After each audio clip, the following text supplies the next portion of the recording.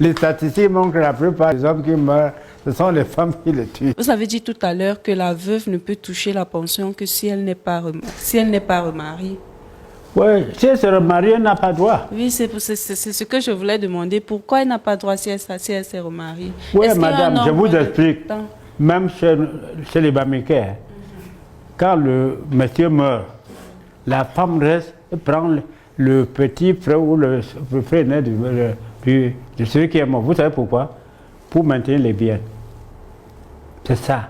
Parce que si elle va encore se remarier, le monsieur a économisé l'argent dans les biens, la femme va prendre pour aller donner à son show.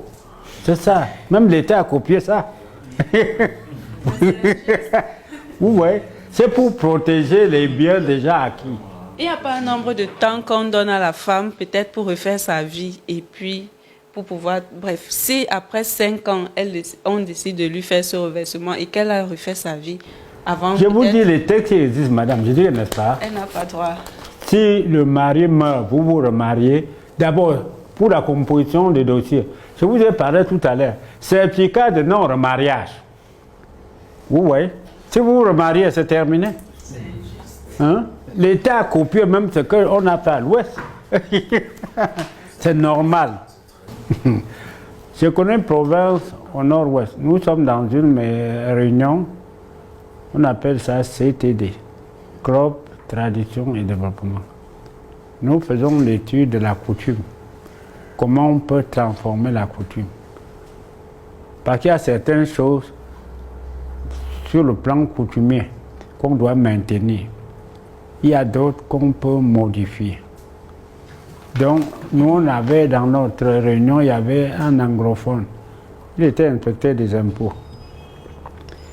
On envoie les gens dans chaque région faire des enquêtes. Il nous a fait comprendre dans les régions, si l'homme meurt, on va donner quelque chose à sa femme. La femme ne peut rien prendre. C'est-à-dire les biens du défunt reviennent à sa famille. Vous savez pourquoi ils font ça? Pourquoi la femme n'a pas intérêt à le tuer? Parce qu'ils se disent, les statistiques montrent que la plupart des hommes qui meurent, ce sont les femmes qui le tuent.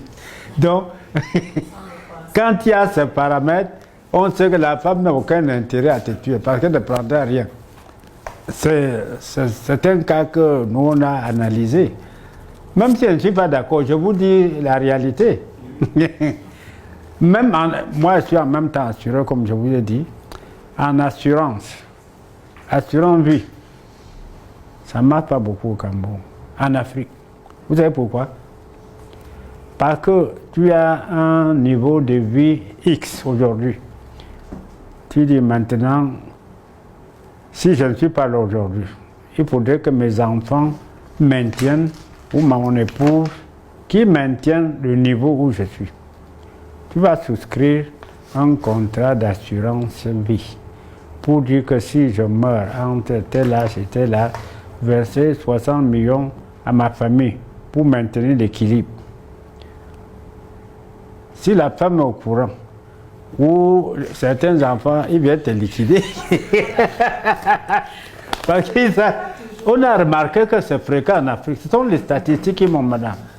Alors que dans les pays développés, vraiment c'est fréquent. Vous voyez, quelqu'un n'a pas à se gêner, il sait qu'il est couvert. S'il fait un accident n'importe où, sa compagnie d'assurance intervient.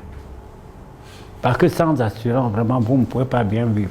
Au Cameroun, on a rendu que l'assurance automobile obligatoire, la loi de 65, on devait rendre certaines assurances obligatoires.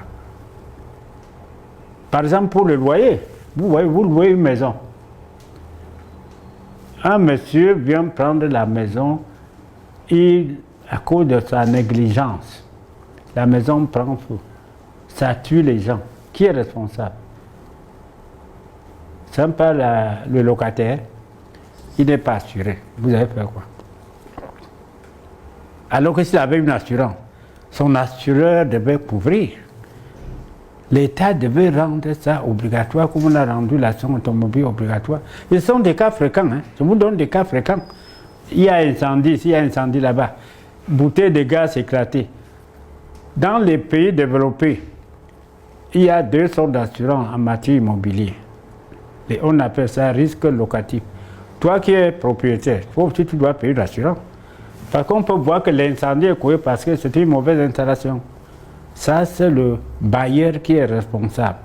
Et c'est son assurance qui doit couvrir ça.